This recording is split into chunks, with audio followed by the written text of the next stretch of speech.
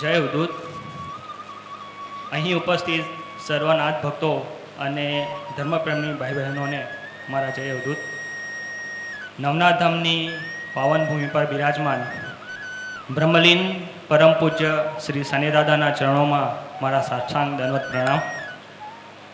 જેમના અથાંગ પ્રયત્નો થકી ધૃતિમાન નાથ સંપ્રદાયની ધજા વિશ્વફલક પર લહેરાઈ રહી છે, એવા જેમને દેવ કૃપા પ્રાપ્ત થયેલ છે એવા વિશ્વવંદનીય પરમ પૂજ્ય શ્રી છોટેદાદાના ચરણોમાં મારા કોટી કોટી નમન.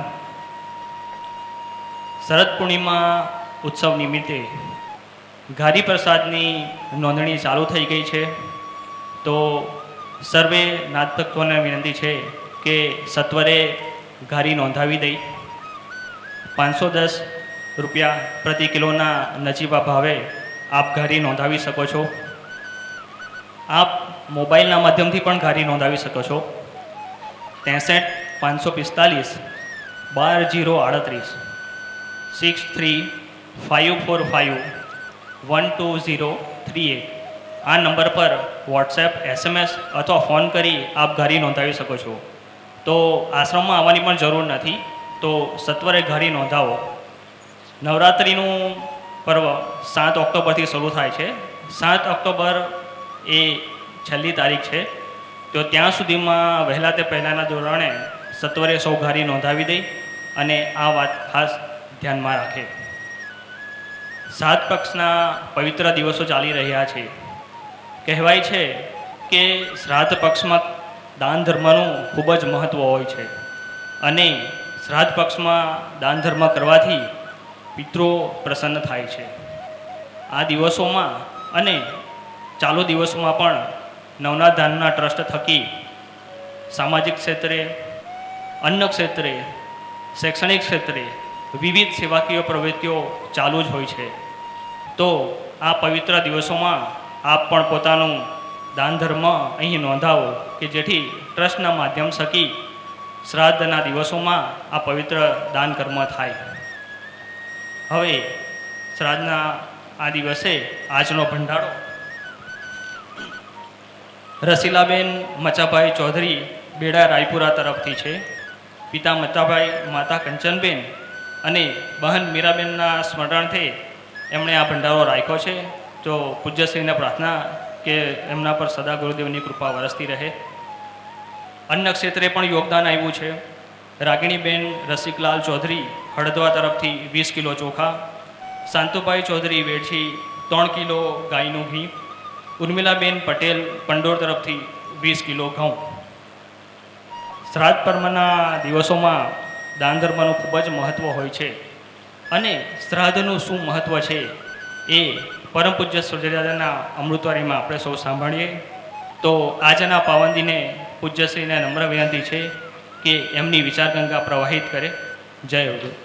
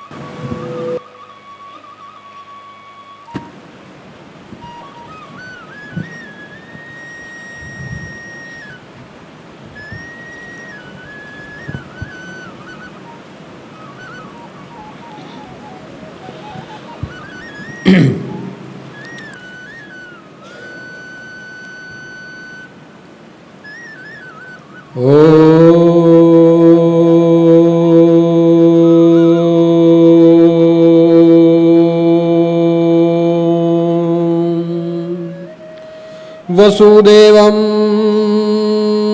સુતં દેવં કંસચાણૂરમર્દનમ દેવકી પરમાનંદમ શ્રી કૃષ્ણં વંદે જગદ્ગુરુ.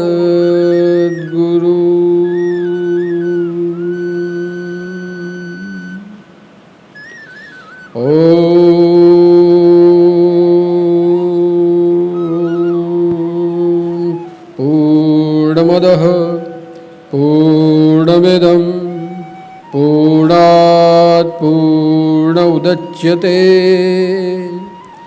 पूर्णस्य पूर्णमादाय पूर्णमेवावशिष्यते।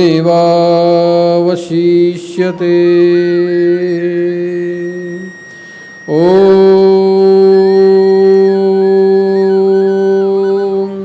शान्ति शान्ति शान्तिः।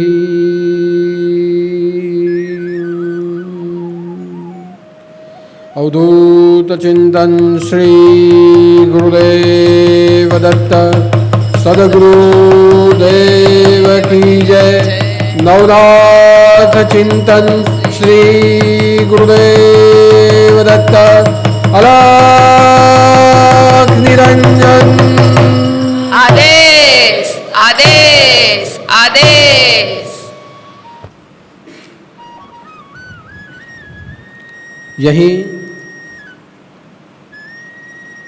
हम सबके हृदय में भगवान श्री विष्णु के स्वरूप में उपस्थित भगवान परब्रह्म स्वरूप में उपस्थित और भगवान शिव शंभु के स्वरूप में उपस्थित ऐसे हमारे सद्गुरु श्री सानेनाथ जी के चरणों में मेरे कोटि कोटि नमन। एवं श्राद्ध पक्ष के दिनों में जिस आत्माओं का हम सबके ऊपर अनंत उपकार है, ऐसे हमारे देवगण, हमारे ऋषिगण एवं हमारे पितृगणों के चरणों में मेरे श्रद्धापूर्वक कोटि कोटि नमन।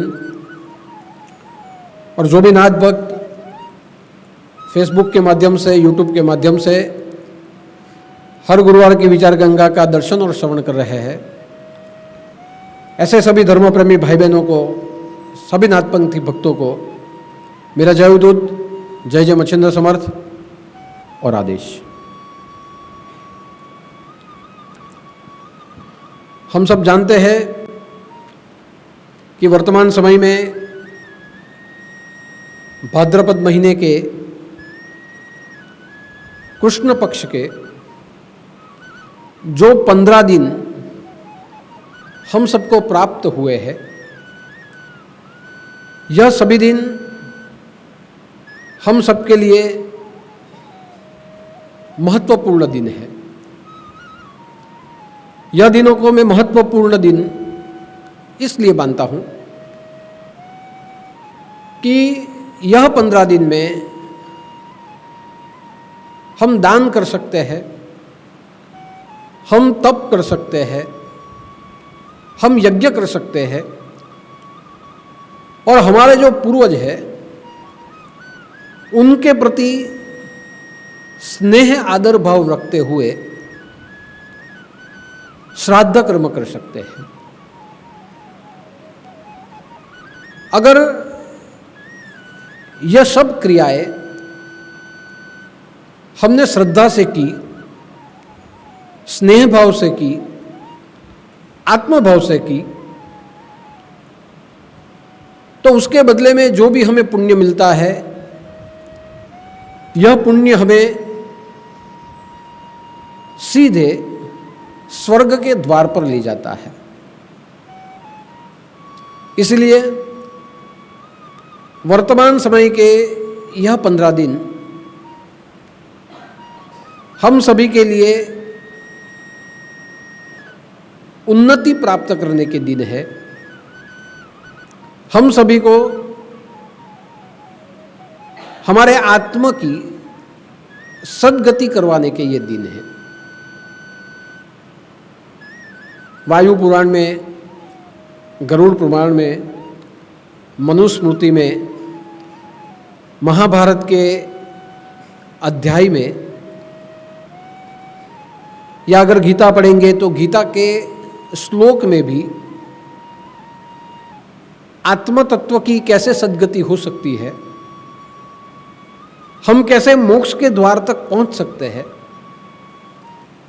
या कौन से समय में हमारा आत्मा हमारे शरीर से मुक्त हो जाए तो हमें स्वर्ग प्राप्त हो सकता है, ऐसे विधान यह धर्म ग्रंथों में बताए गए हैं। यह धर्म ग्रंथों में यह 15 दिन को श्राद्ध पक्ष के दिन माने गए हैं, और श्राद्ध पक्ष के दिन इसीलिए माने गए हैं कि यह 15 दिन में अगर हम हमारी कोई भी क्रिया, वो चाहे पूजा हो, जप माला का अनुष्ठान हो, हमारे भजन कीर्तन हो, या मंत्रों और शास्त्रों और वेदों को साथ में रखते हुए जो कर्मकांड हो, या फिर हमारे द्वारा किया हुआ कोई वस्तु का दान हो, पदार्थ का दान हो, संपत्ति का दान हो, ये सभी क्रियाएं अगर श्रद्धा से हम हमारे पूर्वजों के स्मरण में करते हैं, श्रद्धा भावना से हमारे ऋषियों के स्मरण में करते हैं, और श्रद्धा भावना से हमारे इष्ट देवता के स्मरण में करते हैं,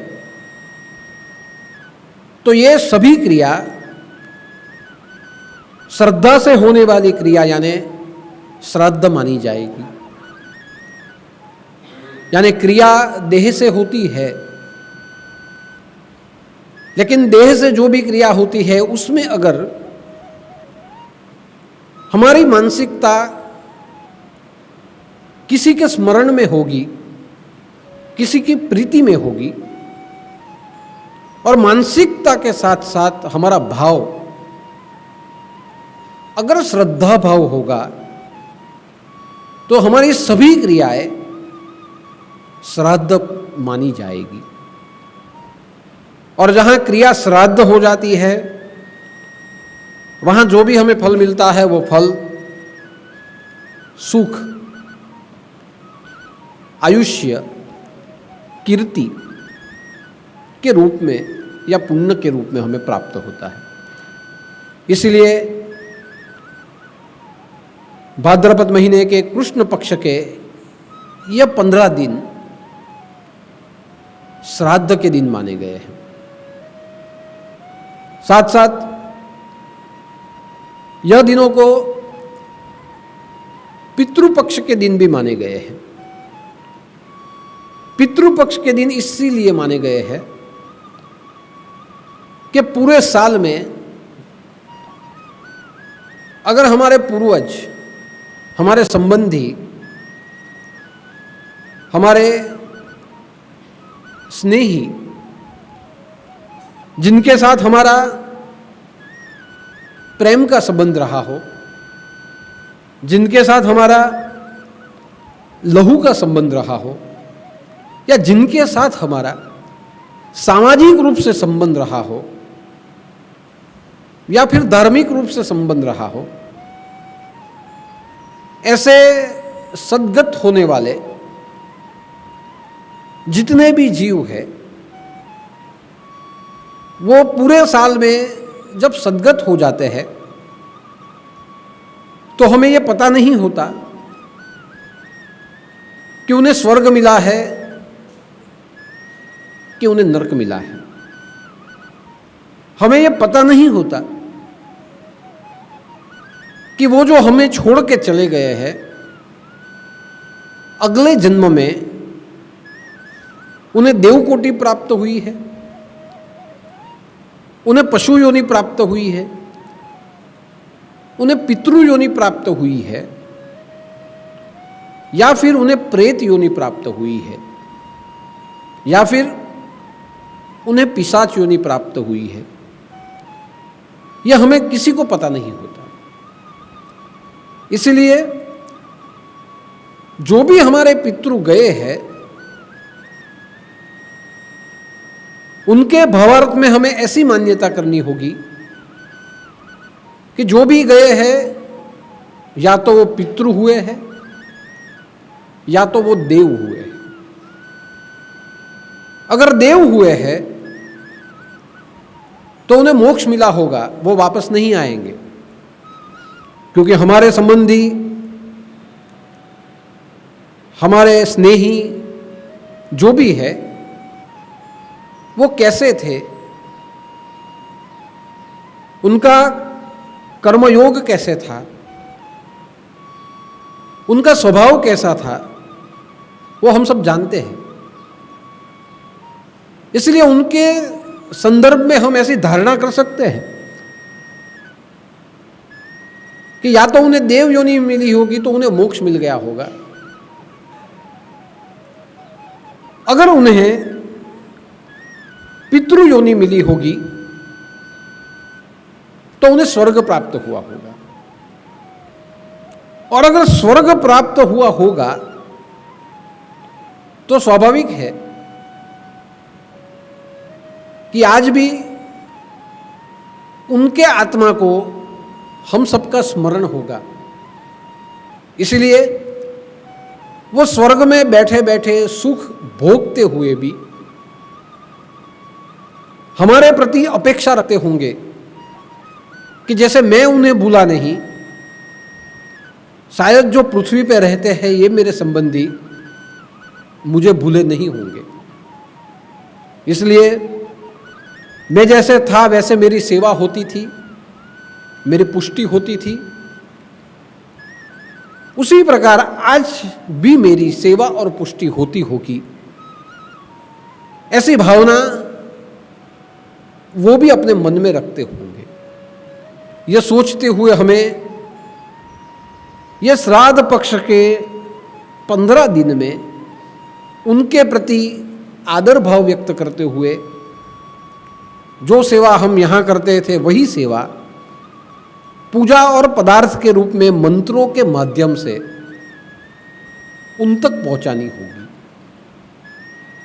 यानी हमें यही सोचना होगा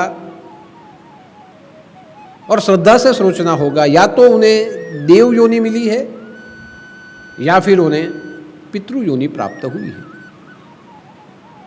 और ऐसे कहा गया है, हमारे शास्त्रों ने कहा है कि जब हमारा आत्मा हमारे शरीर को छोड़ देता है तब अगर वह आत्मा देव योनि, देवयान के द्वारा गया होगा तो उसे स्वर्ग मिल गया, उसे मोक्ष मिल गया होगा, उसका आना नहीं होगा। लेकिन हमारा आत्मा अगर पितृयान के द्वारा पितृ योनि में गया है तो वह चंद्रलोक में गया होगा, उसका अर्थ है कि स्वर्गलोक में गया होगा। और अगर वह स्वर्गलोक में गया होगा तो जितना उसका पुण्य होगा उतनी सुख सुविधा उन्हें वहां प्राप्त होगी, उन्हें क्लेश नहीं होगा, उन्हें सुख मिलेगा, उन्हें सुविधा मिलेगी, उन्हें अमृत प्राप्त होगा। और जितने वर्षों तक उनका पुण्य रहेगा वहां, उतने वर्षों तक अपने कर्मों को भोगने के लिए उन्हें मानव देह में आना नहीं पड़ेगा। लेकिन जैसे उनका पुण्य क्षीण होने लगेगा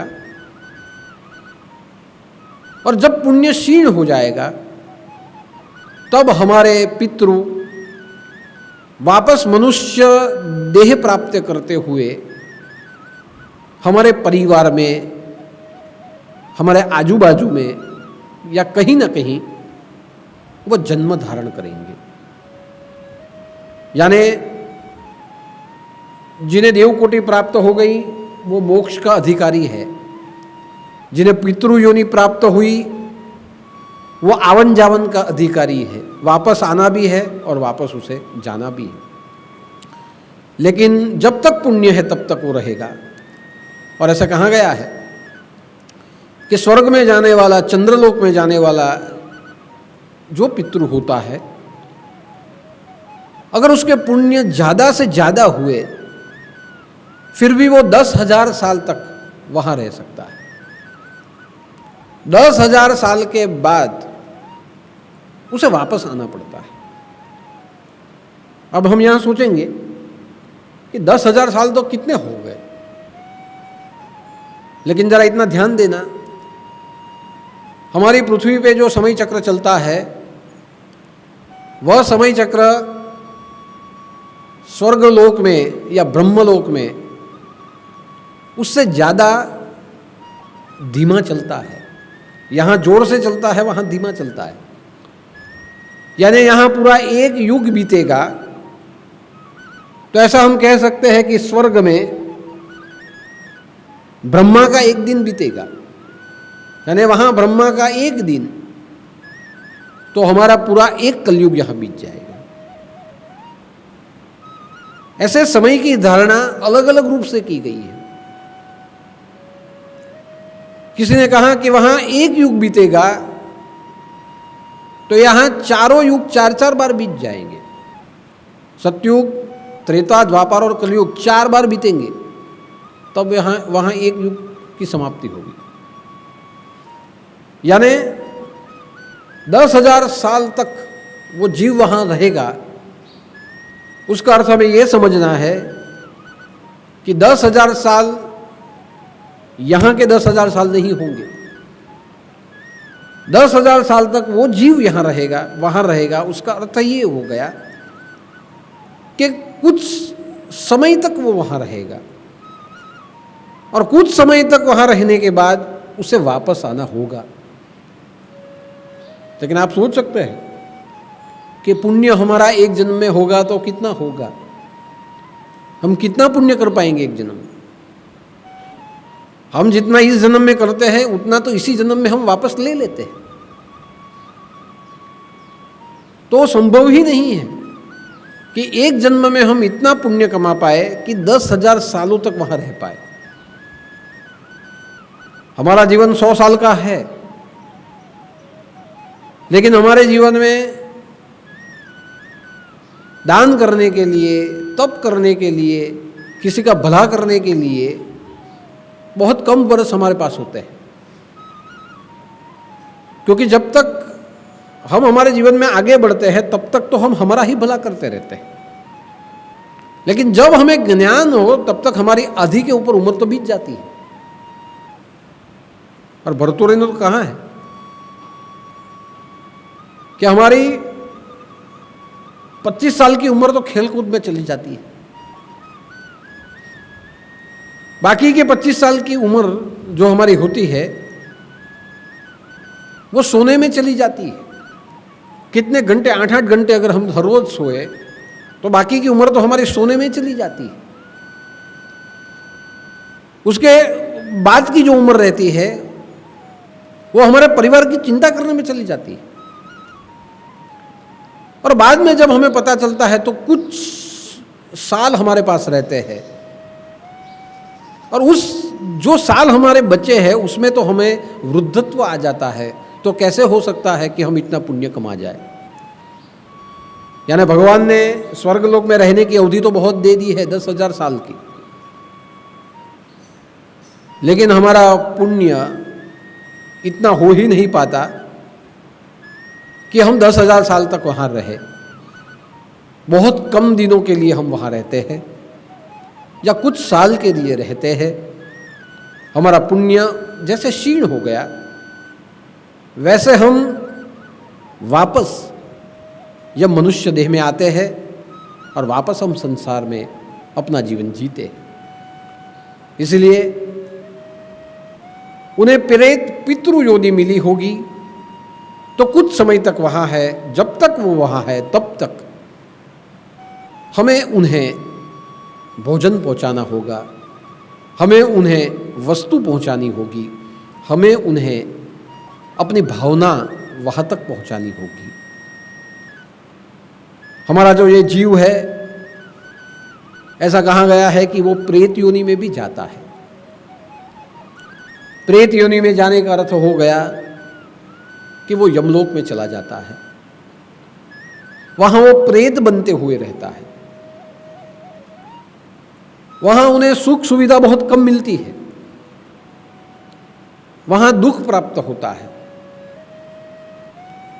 और जब वो प्रेत बनते हुए, जब उसकी प्रेत योनि छूटे और वापस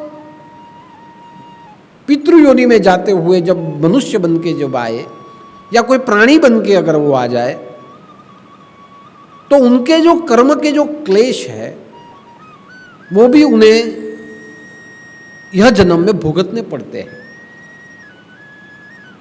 इसलिए उसे कहा गया कि प्रेत योनि। प्रेत योनि का अर्थ होता है पितृ योनि से नीचे की योनि। पुण्य बहुत कम हुए होंगे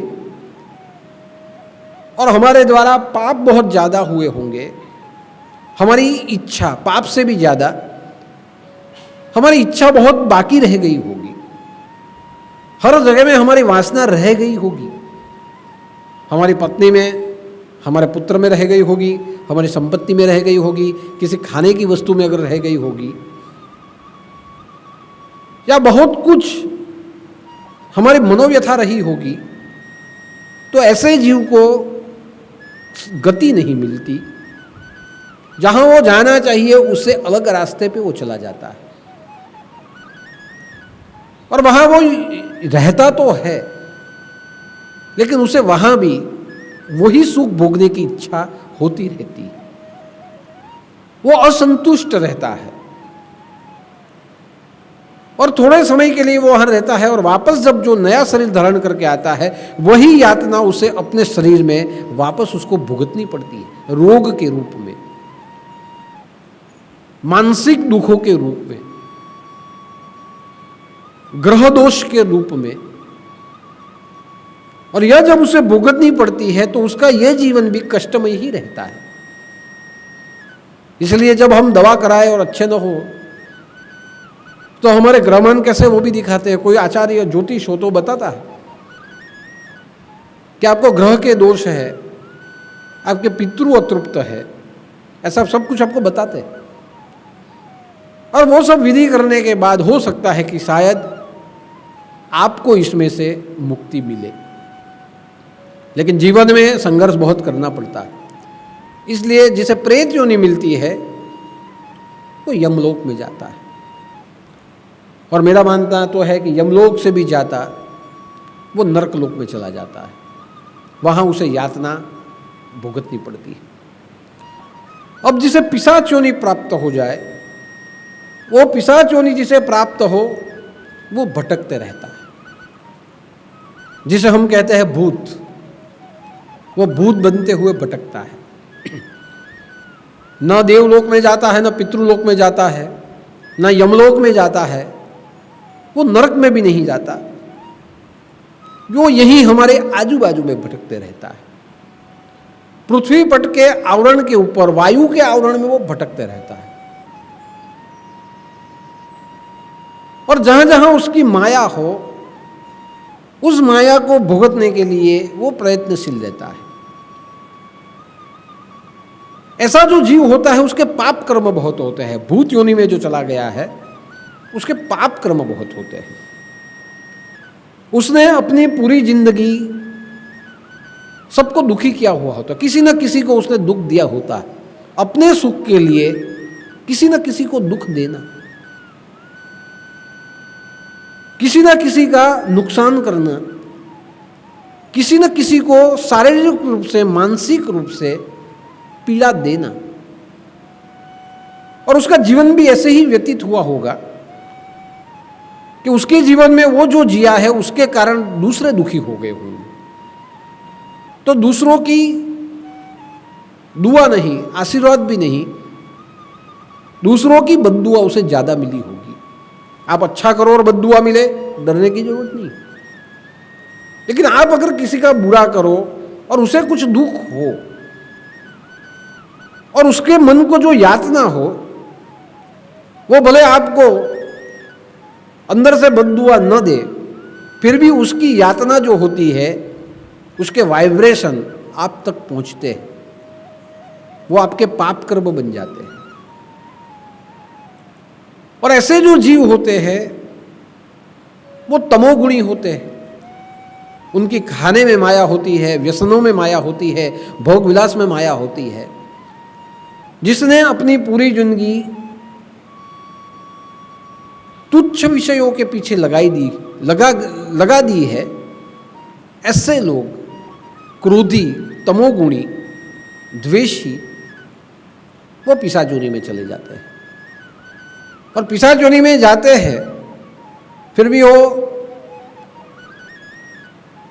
वायु रूप बनते हुए हमारे आजू बाजू में वो भटकते रहते हैं। इसलिए आपने देखा होगा कि हमारे सामने ऐसी समस्या कभी कभी आती है कि किसी को अचानक से हम बोलते ही से भूत लग गया, किसी ने उसके ऊपर कुछ कर दिया, किसी आत्मा का साया इसके ऊपर आ गया। तो ये आत्मा कौन सी होती है? ऐसी ही आत्मा होती है। पितृलोक में गई हुई आत्मा कभी इस प्रकार से वापस नहीं आती। देव योनि में जो गई है उसका तो संभव ही नहीं है आना। प्रेत योनि में भी जो गया है वो दुख भोगेगा और वापस आएगा और जन्म लेगा। लेकिन जो ऐसी आत्माओं का जो साया पड़ जाता है, या कोई भी तांत्रिक अपनी मंत्र विद्या से आत्मा को पकड़ लेता है और किसी के पीछे लगा देता है, ये जो आत्माएं होती है इसे कहा जाता है पिशाच, जो भटकती रहती है, काफी वर्षों तक भटकती रहती है। जहां उसकी माया है उसी विस्तार में वो भटकती है, आजू बाजू में वो भटकती रहती है। और ऐसी जो आत्माएं है वो मंत्र की शक्ति के द्वारा, जो तांत्रिक, जो तमोगुणी तांत्रिक होते हैं, वो उसे पकड़ लेते हैं और पकड़ने के बाद अपनी इच्छा पूरी करने के लिए, उसको पीड़ा देने के लिए, दूसरों को पीड़ा देने के लिए मंत्र के अधीन बना के उसे लगा देते हैं। यानी जो पिशाच आत्मा होती है वो लाचार हो जाती है। वो वैसे भी लाचार ही होती है। वो जब भी भटकती है तब उसको ऐसे ही लगता है कि मैं सुखी नहीं हुआ तो ये भी नहीं होना चाहिए। उसकी मनोदशा ही वो होती है। और जब उसको मंत्र से पकड़ा जाए और किसी के पीछे छोड़ दिया जाए तो उसकी जो मनोदशा है वही मनोदशा से वो दूसरों को दुखी करती है। कभी ऐसा होता है उसकी इच्छा नहीं होती, फिर भी जो तंत्र जानने वाला होता है, उसके मंत्र में अगर पावर होता है, उसके संकल्प में, तो उसकी मर्जी नहीं होती फिर भी उसे जाना पड़ता है। और इस प्रकार से उसका दुरुपयोग मंत्र तंत्र वाले प्रेत आत्मा का, पिशाच आत्मा का दुरुपयोग करते हैं और उसका जीवन उसी में व्यतीत हो जाता है। बाद में होता है कि एक समय के बाद जब मंत्र तंत्र करने वाले का जोर खत्म हो जाए तो वो आत्मा वहां से छूटती है और इनको ही दुखी करती है। क्यों? क्यों आपने हमसे गलत कर्म करवाए। ये सोचते हुए ऐसी आत्मा ऐसे तांत्रिकों को दुखी करती है अंत में। और उसी के कारण जो तांत्रिक होते हैं, जिसने पूरी जिंदगी दूसरों को दुखी किया होता है, उसकी मौत बहुत खराब हो जाती है। तो जो पिशाच होते हैं वो आजू बाजू में वातावरण में, पृथ्वी पट के नीचे के वातावरण में वो वायु रूप बन के वो भटकते रहते हैं। और उसमें मैं बहुत एक साल पहले बताया था कि इसमें ब्रह्म राक्षस भी होते हैं। ये ब्रह्म राक्षस के ऊपर पूरा एक प्रवचन कभी मैं करूंगा, क्योंकि ब्रह्म राक्षस की कोटि बहुत उच्च कोटि होती है। तो ब्रह्म राक्षस भी होते हैं, वो किसी न किसी कारण से या किसी न किसी योग भ्रष्ट से भ्रष्ट होने के कारण उन्हें ब्रह्म राक्षस बन जाना पड़ता है। बहुत ऊंची कोटि होती है, लेकिन ऊंची कोटि में जाने के बाद भी उन्हें प्रेत पिशाच योनि मिल जाती है। उसके पीछे पूरा एक प्रवचन हो जाएगा। लेकिन आज जो बात मैं करता हूं ये केवल और केवल पितृ प्रेत और पिशाचोनी की बात करता हूँ। तो ये पिशाच हमारे आजू बाजू में भटकते रहते हैं। तो ये दिनों को पितृपक्ष के दिन कहा गया है। क्यों?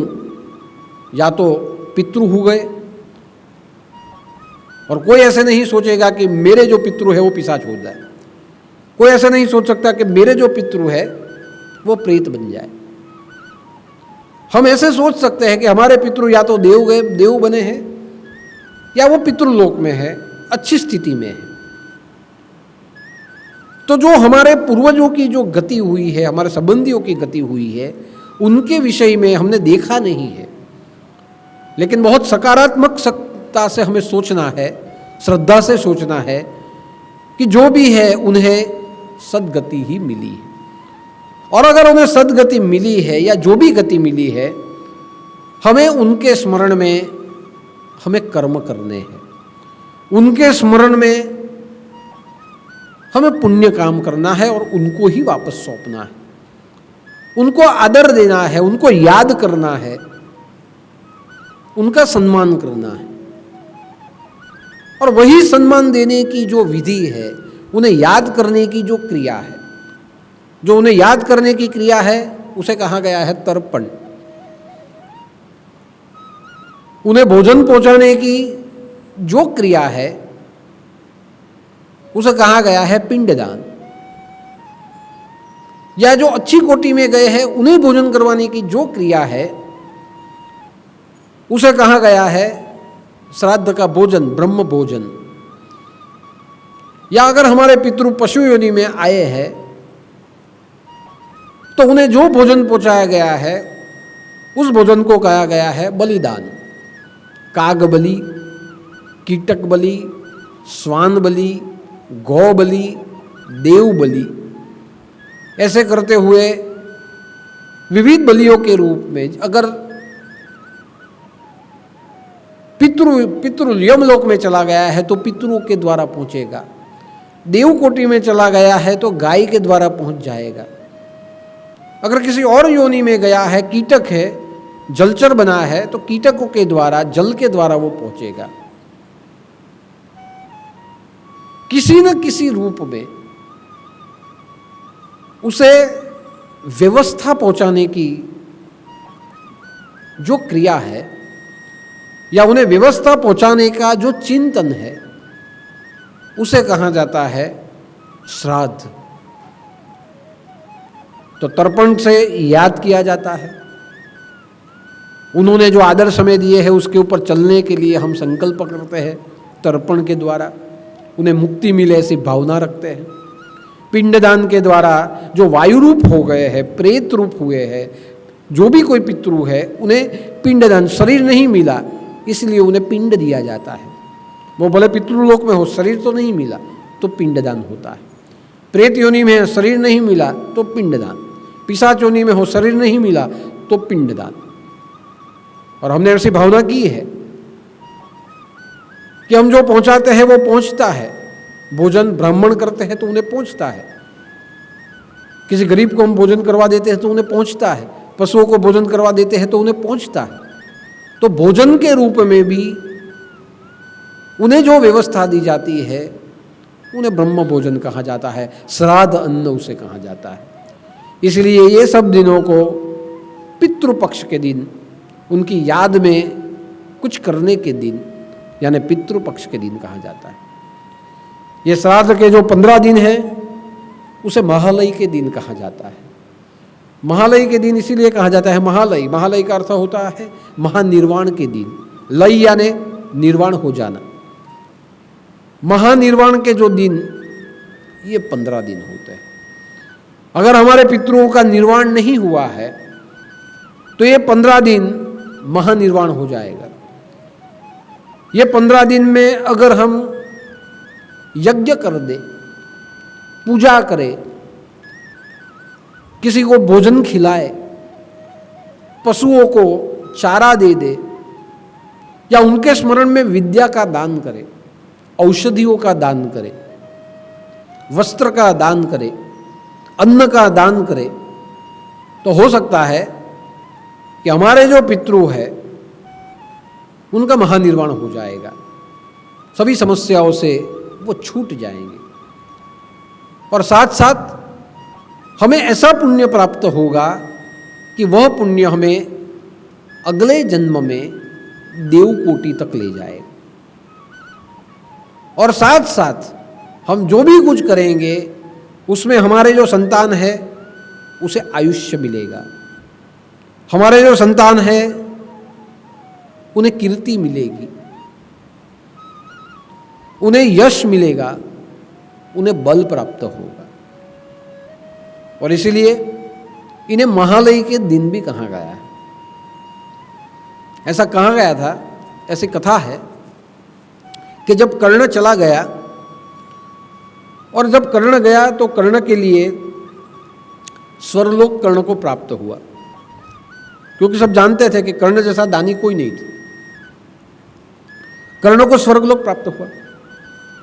कर्ण स्वर्गलोक में गया, लेकिन उसे जो मिला, जो सुविधा मिली, वो सब सुविधा सोने की थी। उसका मकान जो था वो सोने का था, उसका बिस्तर जो था वो सोने का था, उसका पलंग, उसके घर में जो बर्तन थे सोने के थे स्वर्ग में। जब वो चला गया उसके बाद उसके आजू बाजू में जो कुछ था वो सोने का था, उसके वस्त्र थे सोने के थे। उसे भूख लगी तो जो खाना आया वो भी सोने का था, अन्न था सोने का अन्न था, वो खा नहीं सका। उसे पानी पीने की प्यास लगी, पानी पीने गया, वो भी सोने का था, पानी पिया नहीं गया। उसे स्वर्ग तो मिला, सुविधा तो मिली, संतुष्टि नहीं मिली। वो बहुत दुखी हो गया कि ऐसे तो मैं मर जाऊंगा। फल फूल है वो भी सोने के हैं, जहां देखो वहां सोना है, या मैं जिसे हाथ लगाऊं वो सोना हो जाता है। तो उसने चित्रगुप्त से कहा कि जरा देखो, तुमने जो मुझे स्वर्ग दिया है उसमें तुम्हारी कोई गड़बड़ हो रही है। चित्रगुप्त ने कहा नहीं, यहां जो लिखा है वो ही दिया है आपने। तो क्या लिखा है इसमें लिखा है कि आपको स्वर्ग मिलेगा, तो स्वर्ग मिल गया। दूसरा क्या लिखा है, आपको कौन कौन सी वस्तु मिलेगी, तो इसमें लिखा है कि कर्ण को केवल और केवल सोना मिलेगा, बाकी कुछ नहीं मिलेगा। तो क्यों ऐसा लिखा है, तो ऐसा इसीलिए लिखा है कि आपने पूरी जिंदगी सिर्फ सोने का दान किया, अन्नदान, वस्त्रदान, विद्यादान नहीं हुआ है। अगर अन्नदान करते तो अन्न भी मिलता, वस्त्रदान करते तो वस्त्र भी मिलते, विद्यादान करते तो कुछ पढ़ने के लिए आपको किताबें मिलती, औषधि दान करते तो आपको यहाँ औषधि मिलती, अमृत मिलता। आपने जो दान किया सोने का दान, आपका नाम सोने के दान में लिखा गया कि कर्ण जैसा कोई दान ही नहीं, वो सोना दान कर देता था, कवच भी दे दिया, कुंडल भी दे दिया। लेकिन अगर आपने विद्यादान और ये सब दान अगर किए होते, अन्न दान किया होता, वस्त्र दान किया होता, तो जो किया होता वो सब आपको वहां मिलता। तो बोले अब मैं क्या करूं, तो मैं कुछ नहीं कर सकता, आप यमराज के पास जाओ और यमराज को प्रार्थना करो कि इसका निराकरण क्या है। यमराज से प्रार्थना की, यमराज ने कहा कि उसका एक ही निराकरण है, ये 15 दिन में आप जाओ पृथ्वी के ऊपर, और पृथ्वी के ऊपर जाने के बाद आपके जो वंशज है उन्हें प्रेरणा दो कि मेरे स्मरण में दान धर्म किया जाए, सोने का दान नहीं, बाकी सब दान किए जाए। अगर 15 दिन में वो लोग आपके स्मरण में कुछ करते हैं, धार्मिक विधि विधान से भी कुछ करते हैं, वो सुविधा आपको यहाँ मिलेगी। तो महाभारत के पर्व में ऐसा लिखा गया, शायद शांति पर्व में, कि कर्ण आता है, यह 15 दिन दान धर्म करता है, और जब वो वापस चला जाता है तब उसे यह सुविधा वहाँ प्राप्त हो जाती है। अब हम सोचेंगे कर्ण आया, वापस आया और दान धर्म किया, तो यहाँ लिखने का अर्थ है कि वो वापस आया का मतलब है वापस नहीं आया।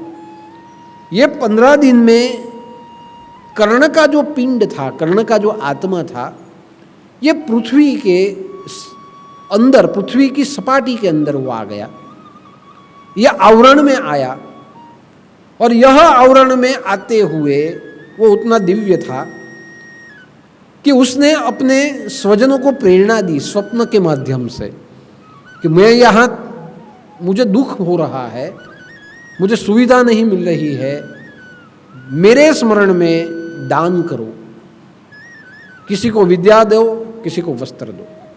स्वप्न के माध्यम से उसने अपने स्वजनों को कहा। धर्मगुरुओं के माध्यम से उसने अपने स्वजनों को संदेशा भेजा। या कुछ न कुछ आत्मा ऐसा है कि आत्मा हमें संकेत देता है। आत्मा जब आवरण से मुक्त हो जाए तो एक ऊर्जा होती है, वो ऊर्जा हमें संकेत देती है। अगर आत्मा दिव्य है तो अपने आप संकेत देता है, हमें प्रेरणा देता है। तो प्रेरणा के रूप में उसने अपने वंशजों को संकेत दिए और कर्ण के वंशज ने समझा कि हमारे पूर्वज जो है वो दुखी है, तो सबने मिलकर दान किया, यज्ञ किया, दान किया, गौदान किया गया, वस्त्रदान किया गया, अन्नदान किया गया, विद्यादान किया, औषध दान किया, वस्तुओं का दान किया गया।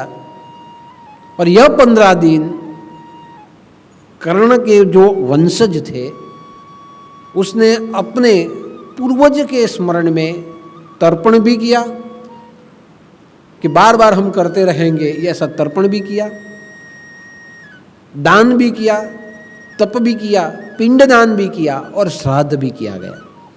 ये सब जब हुआ तब 15 दिन के बाद कर्ण जब स्वर्ग में गया, उन्हें यह सब सुविधा प्राप्त हुई, यानी कर्ण का निर्वाण हुआ। महालय, महालय का अर्थ होता है कर्ण आया, उसने दान धर्म किया तो उसका मोक्ष हो गया। यानी ये 15 दिन हमारे पितरों का मोक्ष करने के लिए हमें श्राद्ध करना चाहिए, हमें हमारे मोक्ष के लिए श्राद्ध करना चाहिए, हमें हमारे संतानों की सुविधा के लिए, समृद्धि के लिए हमें श्राद्ध करना चाहिए। ये पूरे दिनों को ऐसे अलग अलग नामों से बुलाया जाता है और यह दिनों में हम निश्चित रूप से अगर कोई श्राद्ध करे, कोई विधि विधान करे तो श्रद्धा से करनी है जो हमारे पूर्वजों को पहुंचती है। हम यहाँ सोचेंगे कि पूर्वज तो वहाँ है, दिखते भी नहीं, कैसे पहुँचेंगी। तो नियम ऐसा बताया गया है कि जो भी हम भेजेंगे वो जहाँ होंगे वो उस माध्यम से उन्हें प्राप्त हो जाएगी। जैसे हम कहते हैं कि अमेरिका से आप डॉलर लाए, वो डॉलर अगर भारत में आपको चलाना हो तो डॉलर नहीं चलेगा। कैसे चलेगा? रुपये में उसका रूपांतर करना पड़ेगा। वहाँ से जो डॉलर लाए यहाँ देना पड़ेगा, यहाँ जितने रुपये उसमें आते हैं वो रुपये हमें यहाँ मिलेंगे और यही रुपये हम बाज़ार में उपयोग कर सकते हैं। तो डॉलर का जैसे रुपये में रूपांतर हो जाता है, जिस प्रकार पानी है उसकी बाष्प बन जाती है, बाष्प में रूपांतर, और बाष्प में रूपांतर हुआ पानी बादल बन के, बरसात बन के गिरता है और हमें उपयोग में आ जाता है। ठीक वैसे ही हम जो भेजते हैं वो जिस योनि में गया हो उस योनि में वो जैसे रहता हो उस माध्यम में वो रूपांतरित हो जाता है। अगर वो पशु बना है तो उसे घास चारे के रूप में मिल जाएगा, या पशु जो खाता है उसके रूप में उसे मिलेगा। अगर वो वापस जन्म ले लिया है उसने तो वो जहां है वहां उसको भोजन के रूप में मिल जाएगा। अगर वो प्रेत बना है तो पिंड के रूप में उसे मिलेगा। अगर वो पिशाच बना है तो पिंड के रूप में भी मिलेगा, काग बलि या इत्यादि 5 बलि जो करते हैं उसके रूप में भी मिलेगा, या फिर जल में तर्पण करते हैं उसके रूप में भी उसको वहां प्राप्त हो जाएगा। लेकिन जो भी आप करते हो श्रद्धा से करना है, दिखेगा नहीं। जो नहीं दिखेगा वो फिर भी आपको वहां से प्राप्त हो जाएगा। और इसलिए कहा गया है कि कुर्वत्य समय श्राद्धयम, कि जो निश्चित समय है उसी समय में श्राद्ध वहाँ हो जाना चाहिए। कुर्वत्र समय श्राद्धयम कुले कश्चन सीदति, के नियत समय पे श्राद्ध हो गया तो हमारे कुल में कभी भी हमें दुख प्राप्त नहीं होता। हमें प्राप्त होता है, क्या प्राप्त होता है? तो हमें आयु प्राप्त होती है। आयु पुत्रानः यशः, कि हमें आयु प्राप्त होती है, हमारे पुत्र को आयु प्राप्त होती है, उसे यश प्राप्त होता है, कीर्ति प्राप्त होती है। आयु पुत्रानः यशः, कीर्ति पुष्टि बलम श्रियम, उसे कीर्ति भी मिलती है, उसे पुष्टि भी मिलती है, यानी संतोष उसे प्राप्त होता है, उसे बल प्राप्त होता है, उसे श्री यानी उसे यश प्राप्त हो जाता है। अगर नियत समय पे आप करेंगे तो उसके लिए नियत समय भी दिए गए कि श्राद्ध के लिए कौन से समय नियत है। तो ऐसे कहा गया है कि हमारे पूर्वज जिस तिथि में गए थे, श्राद्ध पक्ष के ये 15 दिन में उसी तिथि को हमें श्राद्ध करना है। श्राद्ध पक्ष के दिन भाद्रपद शुद्ध पूर्णिमा से शुरू हो जाते हैं और भाद्रपद अमास के दिन वो पूरे होते हैं। तो मान लीजिए कि वो पूर्णिमा के दिन गया है, तो पूर्णिमा के दिन हमारे पूर्वज एकम के दिन गए हैं, तो एकम के दिन, वो बीज के दिन गए हैं, तो बीज के दिन, ये 15 दिन में जो कृष्ण पक्ष की जो बीज आती है उसमें, वो तीज में गए हैं तो तीज के दिन, चतुर्थी में गए हैं तो चतुर्थी के दिन, जो तिथि है उस दिन ये 15 दिन में श्राद्ध करना है। और मानो कि आप चूक गए तो कोई बात नहीं, सर्वपितृ अमावस्या का जो दिन होता है उस दिन श्राद्ध कर लेना चाहिए। बाकी रह गए हो तो उसी दिन कर लेना चाहिए। अगर अमावस्या के दिन भी कर लिया तो उन्हें सब कुछ प्राप्त हो जाता है। क्यों अमावस्या के दिन? क्योंकि अमावस्या के दिन हमारे पितृ ज़्यादा से ज़्यादा हमसे नज़दीक आ जाते हैं, हमारे आवरण में आ जाते हैं। अगर उनको भोजन नहीं मिला तो वो बहुत त्रस्त हो जाते हैं, उन्हें बहुत पीड़ा होती है, और उन्हें बहुत पीड़ा होती है तो हमारे जो पूर्वज है वो दुखी होंगे। इसीलिए अमावस्या के दिन उन्हें पहुंचा दिया जाए, श्राद्ध कर्म कर दिया जाए, तो उनको सब कुछ प्राप्त हो जाता है, वो संतुष्ट हो जाते हैं। यानी ये 15 दिन में चूके 14 दिन में, तो आप अमावस्या के दिन भी कर सकते हैं। अलग अलग दिन पे अलग अलग श्राद्ध होते हैं।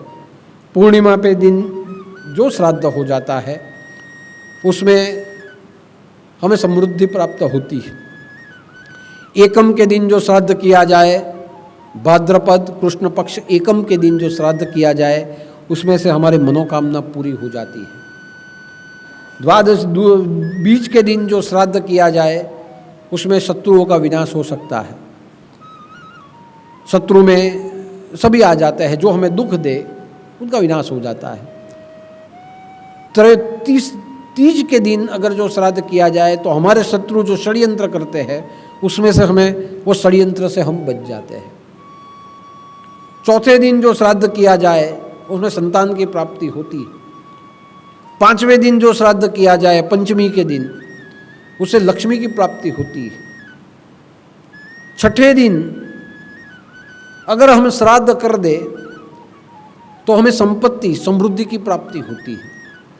7वें दिन अगर श्राद्ध करें सप्तमी के दिन, तो हमें यज्ञ जो करते हैं और फल मिलता है उतना फल हमें मिल जाता है। अष्टमी के दिन अगर हम श्राद्ध करें तो हमें वैभव की प्राप्ति होती है। नवमी के दिन अगर श्राद्ध करें तो हमें ऐश्वर्य की प्राप्ति होती है। 10वीं यानी दशम के दिन जो हम श्राद्ध करें हमें वेदों की कृपा प्राप्त होती है। एकादशी के दिन अगर हम श्राद्ध करें तो हमें आयुष्य मिलता है, हमें आरोग्य भी मिलता है। द्वादशी के दिन जो अगर हम श्राद्ध करें तो हमें स्मरण शक्ति हमारी बढ़ती है, हमारे पूरे परिवार में शांति प्राप्त होती है। त्रयोदशी के दिन अगर हम श्राद्ध करें तो जिसका अकाल मृत्यु हुआ है उसके लिए त्रयोदशी के दिन श्राद्ध किया जाता है, तो उसे अकाल मृत्यु जो हुआ है, जिसे हम कहते हैं एक्सीडेंट में जो मर गए, अकाल मृत्यु हो गया, तो उसे मुक्ति प्राप्त हो जाती है। 14 के दिन भी अगर हम श्राद्ध करें तो त्रयोदशी के दिन ऐसा कहा गया है जो छोटे बच्चे गए हैं उनका श्राद्ध किया जाता है, उन्हें मुक्ति मिलती है। और 14 के दिन जो श्राद्ध किया जाए वो अकाल मृत्यु में गए हैं, उन्हें मुक्ति मिल जाती है। और अमावस्या के दिन जो श्राद्ध किया जाए उसमें हमारे जितने भी पितृ हैं उन सबको मोक्ष प्रदान हो जाता है। ऐसे नियत समय पे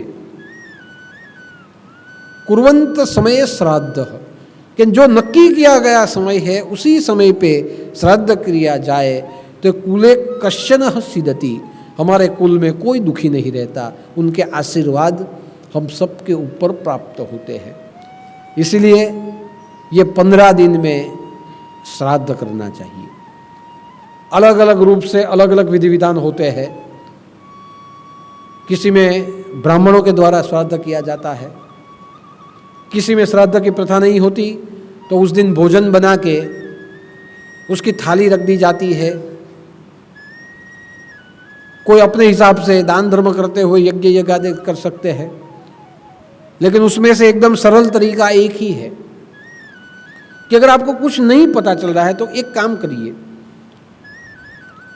जिस दिन आपके पितृ गए हैं उस तिथि के ऊपर आप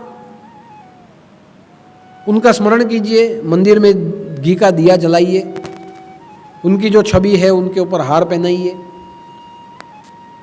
उन्हें धूप दीप करें। उसके पश्चात गजेंद्र मोक्ष का पाठ कर ले। अगर उनके स्मरण में गजेंद्र मोक्ष का पाठ करेंगे उनको वो पहुंच जाएगा, बाद में वैदिक विधि विधान की जरूरत नहीं पड़ेगी। गजेंद्र मोक्ष का पाठ करें।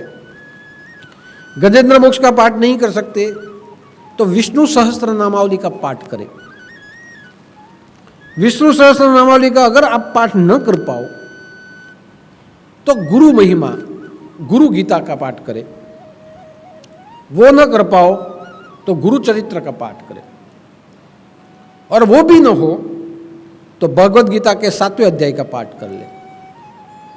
उस दिन उनके स्मरण में ये पाठ किए जाए, कोई भी एक पाठ उसमें से ले और करे।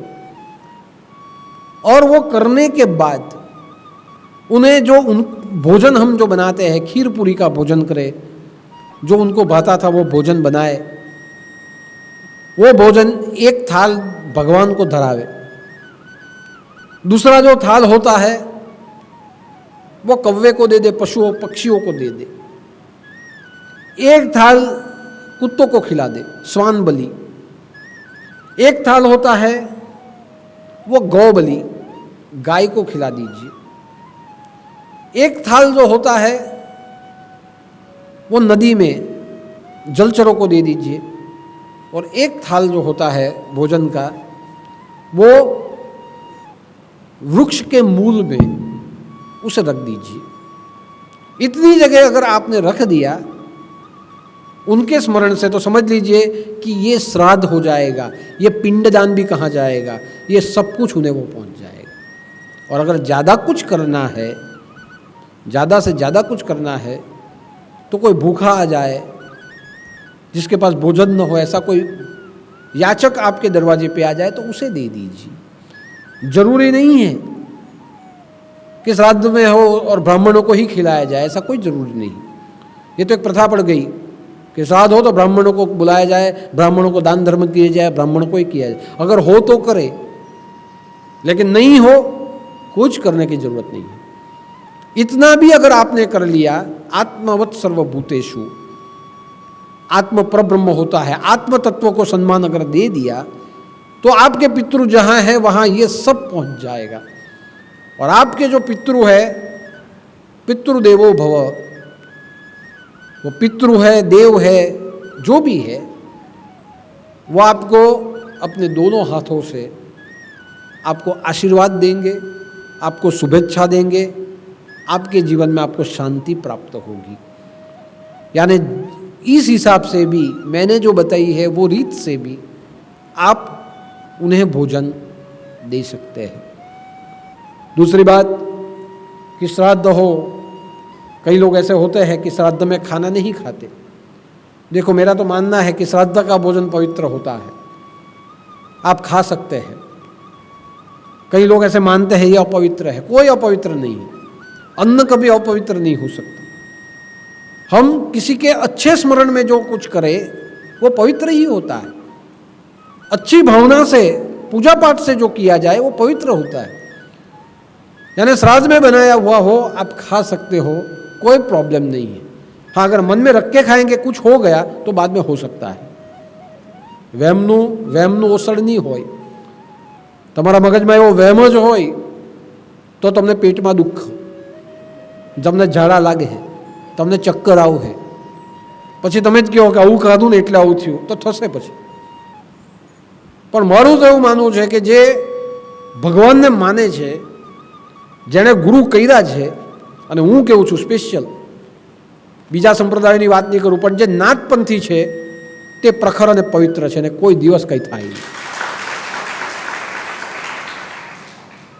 ગોરખનાથે વડા ખાધા શ્રાદ્ધની અંદર, ગોરખનાથને વડે ખાય, ગોરખનાથે વડા ખાધા, બે વાર ખાવા ગયા.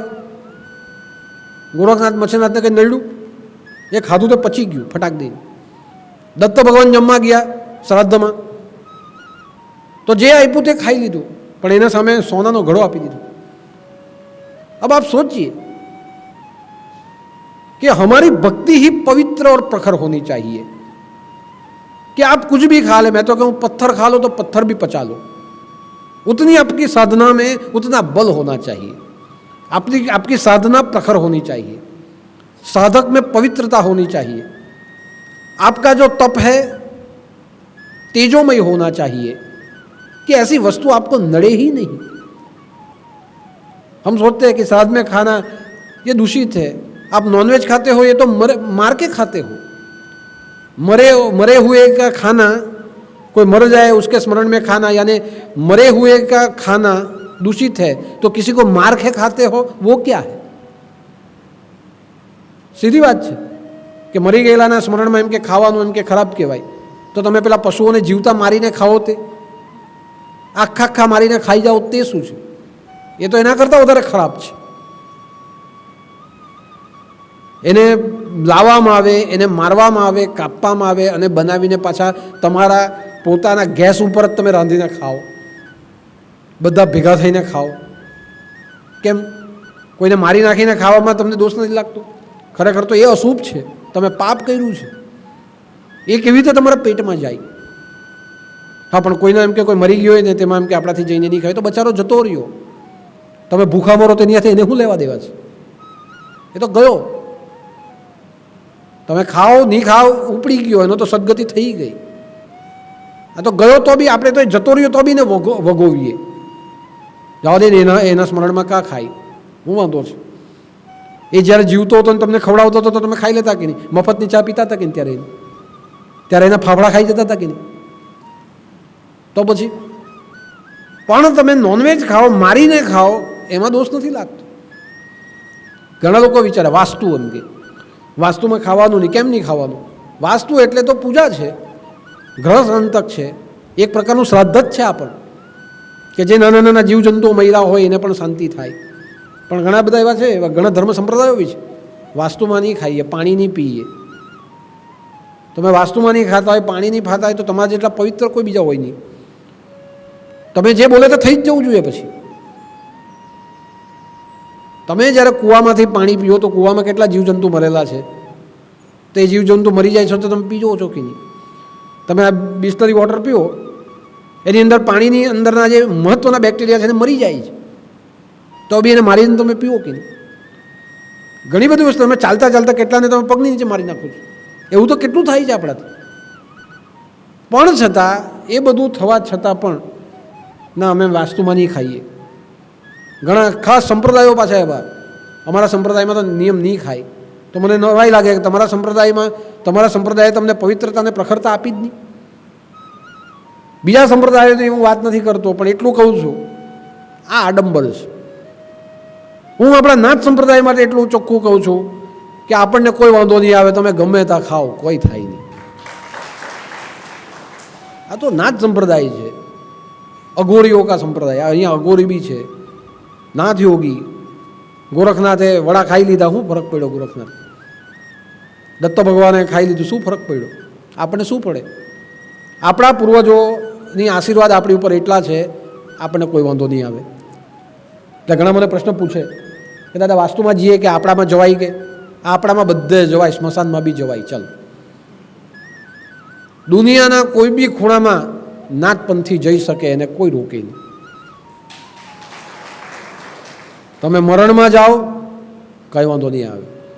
તમે પરણમાં જાઓ, તમને કોઈ વાંધો નહીં આવે. તમારે જ્યાં જવું હોય ત્યાં જાઓ.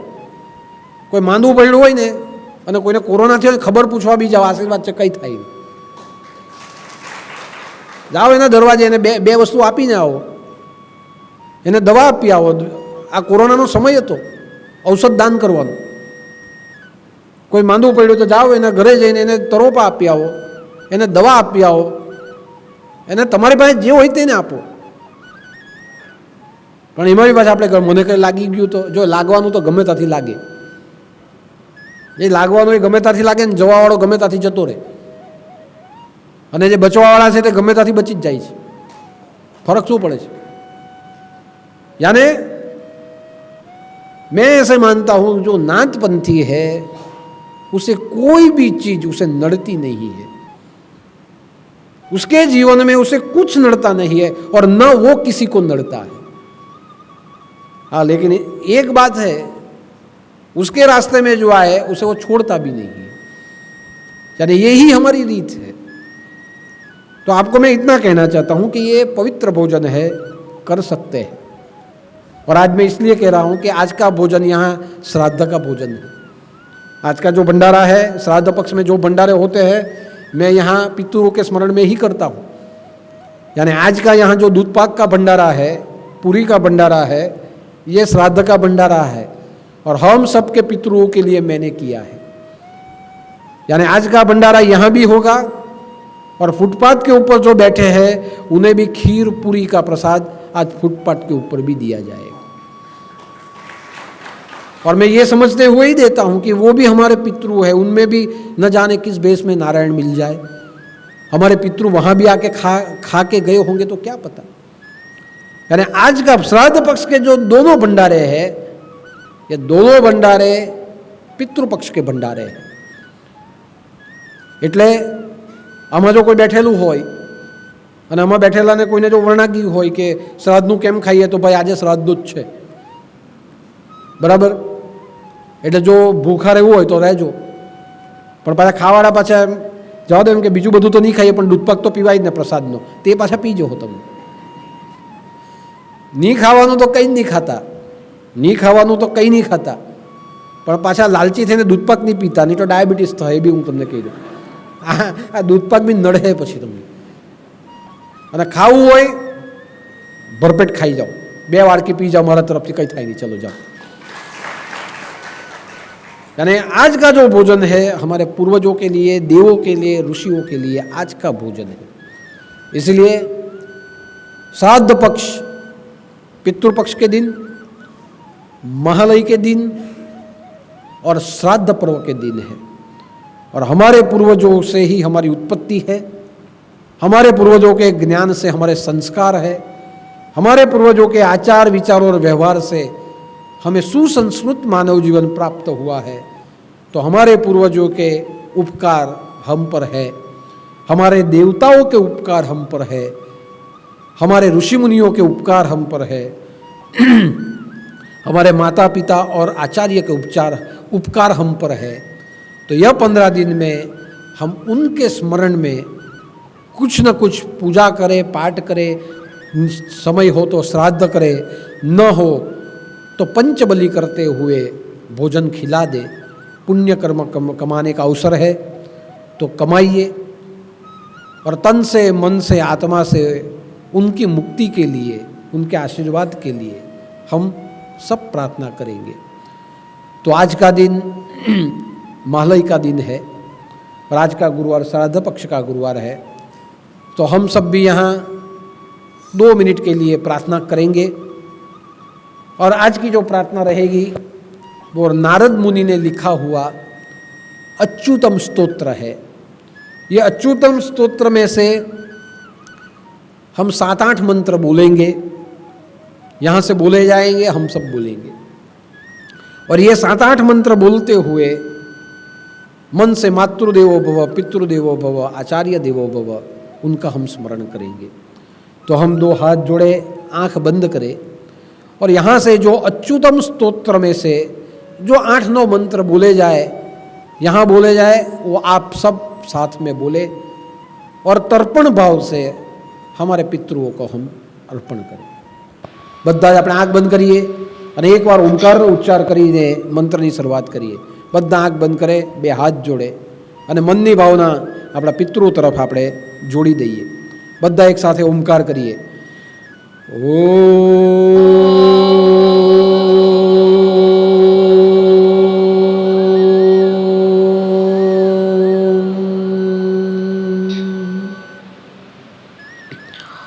ॐ नमो भगवते वासुदेवाय नमः।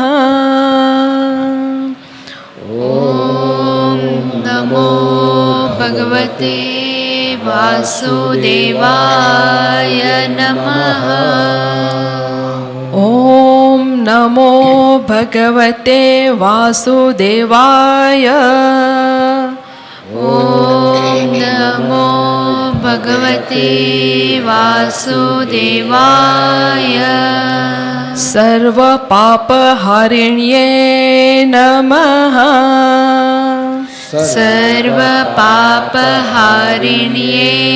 नमः। ॐ नमो भगवते वासुदेवाय। ॐ नमो भगवते वासुदेवाय। यज्ञवराहाय। यज्ञवराहाय। गोविन्दाय नमः।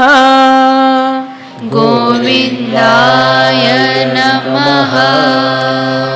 ॐ नमो भगवते वासुदेवाय।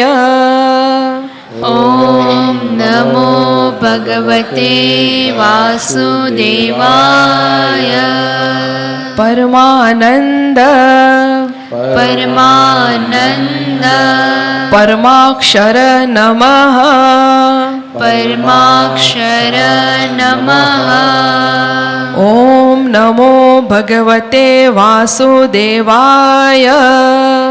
ॐ नमो भगवते वासुदेवाय। ज्ञान सद्भाव। ज्ञान सद्भाव।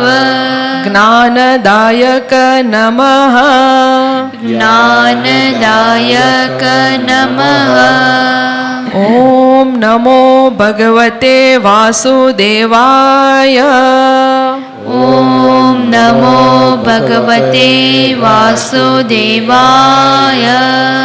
सतपत्राक्ष। सतपत्राक्ष।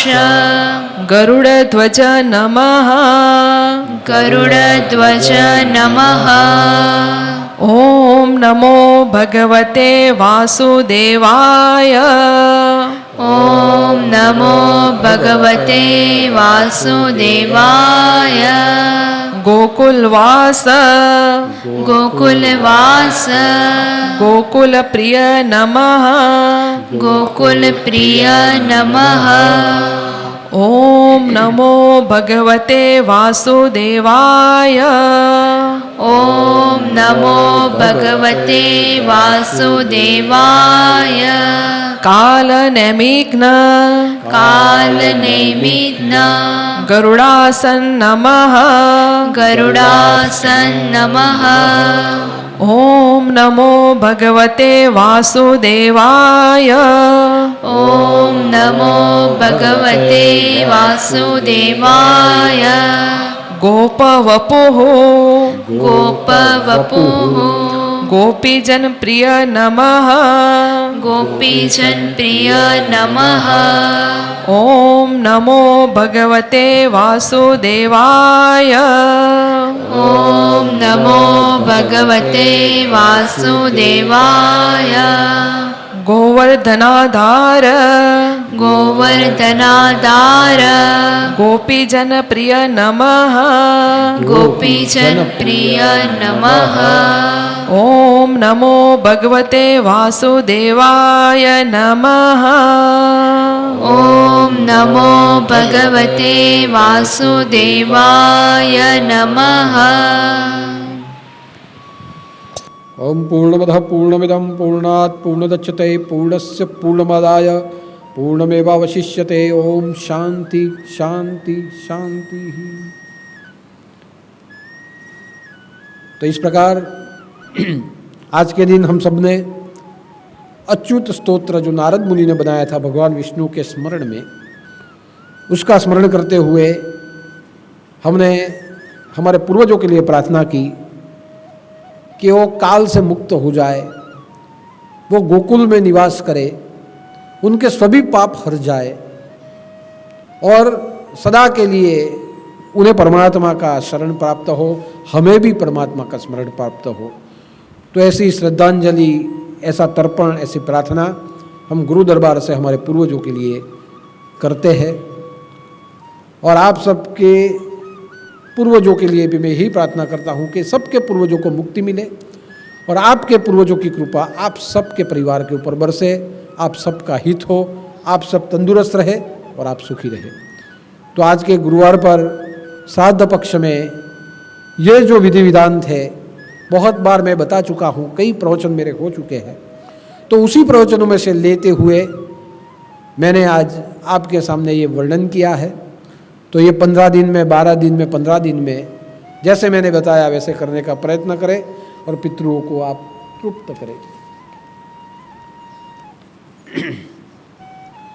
दूसरी बात कि आज का भंडारा श्रीमती रसीलाबेन मचाभाई चौधरी की ओर से बेड़ा रायपुरा, उनके पिताश्री मचाभाई और माताश्री कंचनबेन और उनकी बहन मीराबेन के स्मरण में आज का भंडारा किया गया है। आज के भंडारे में दूध पाक, पूरी, कठोर, चौलिक और टमाटर की सब्जी, दाल चावल और अचार। तो आज का भंडारा रसीलाबेन की ओर से, उनके परिवार की ओर से है। भगवान को प्रार्थना करता हूँ, पूर्वजों को प्रार्थना करता हूँ कि उन्हें तंदुरुस्ती मिले, उन्हें जीवन में भक्ति प्राप्त हो। और आज का ये प्रसाद भंडारे का प्रसाद है, यानी हम सबको उसे प्राशन करना है। आज का यही प्रसाद हम फुटपाथ के ऊपर भी भेजेंगे, दूध पाक के रूप में और पूरी के रूप में, वृद्धाश्रम में भी जाएगा। तो ये श्राद्ध पक्ष में दान धर्म का महिमा है। तो जो भी दान करना है आप कर सकते हैं। और अगर दान करना ही है और आपको विश्वास पात्र रूप से अगर दान करना है तो हमारे नवनाथ आश्रम के जितने भी ट्रस्ट है, माँ विमला जन सेवा ट्रस्ट, माँ विमला अकूट अन्न क्षेत्र ट्रस्ट, धुंधलीनाथ सेवा ट्रस्ट, ये जो भी ट्रस्ट है उन सब में से विद्यादान, आरोग्य के दान, वस्त्रदान, अन्नदान और ज्ञान दान, ये सब होता ही रहता है, आपको पता है। तो अगर आपको विश्वास के रूप में करना है तो आप अवश्य कर सकते हो। दूसरी बात कि श्राद्ध पक्ष में मंदिर निर्माण के विषय में भी अगर दान करना है तो वो भी आप कर सकते हो। ये बरसात की सीज़न चली जाएगी, बाद में मंदिर निर्माण का कार्य भी शुरू हो जाएगा, तो कर सकते हो। हमने हर साल की तरह इस बार भी घारी के प्रसाद का आयोजन किया है। तो देसी घी की शुद्ध प्रसाद रूप में घारी यहाँ भंडारे में बनाई जाएगी और शरद पूर्णिमा के 2 दिन पहले से उसका वितरण भी किया जाएगा। तो हमने उसका मूल्य रखा है 510 रुपये किलो। आप बाज़ार में जाएंगे तो बाज़ार में तो बहुत महंगी मिलेगी, लेकिन यहाँ जो घारी आएगी और बनेगी वो हमारे भंडारे में बनेगी और सात्विक भाव से बनेगी। અહીંયા ભાવનું મહત્ત્વ નથી પણ પ્રેમ ભાવનું મહત્ત્વ છે। માટે જેણે પણ નોંધાવવી હોય તે જલ્દીથી જલ્દી નોંધાવી દો। 7 તારીખનો ગુરુવાર, નવરાત્રિનો ગુરુવાર છે, ત્યાર પછી નોંધવાનું બંધ કરી દેશું, કારણ કે ઘણા બધા પ્રમાણમાં બનાવવાની હોય તો પછી એટલી બધી બની નહીં રહે એકસાથે. એટલે તમારે જેણે પણ નોંધાવી હોય તે નોંધાવી લો. બીજી વાત, તમારે મંડળ દ્વારા નોંધાવી હોય તો એક મંડળ પણ એક સામટું નોંધાઈ શકે.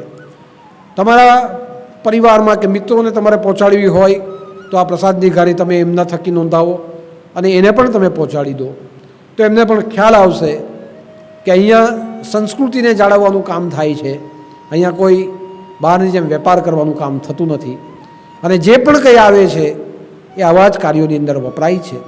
માટે જલ્દીથી જલ્દી ઘારી આપણે નોંધાવો. પેલે વર્ષે 600 કિલો ઘારી આપણે વિતરણ કરેલું, આજુબાજુ સુધી બધે સુધી પહોંચેલી. આ વખતે એનાથી પણ વધે તો આપણે વધારશું, પણ જેટલું જલ્દી તમે નોંધાવો તેટલું જલ્દી નોંધાવી દો કે જેથી ઘારી તમને ટાઈમસર 2 દિવસ પહેલાં જ હું તો કહું છું કે મંગળવારે શરદ પૂર્ણિમા તો રવિવારથી બપોરથી તમને ઘારી મળવાનું શરૂ થઈ જાય.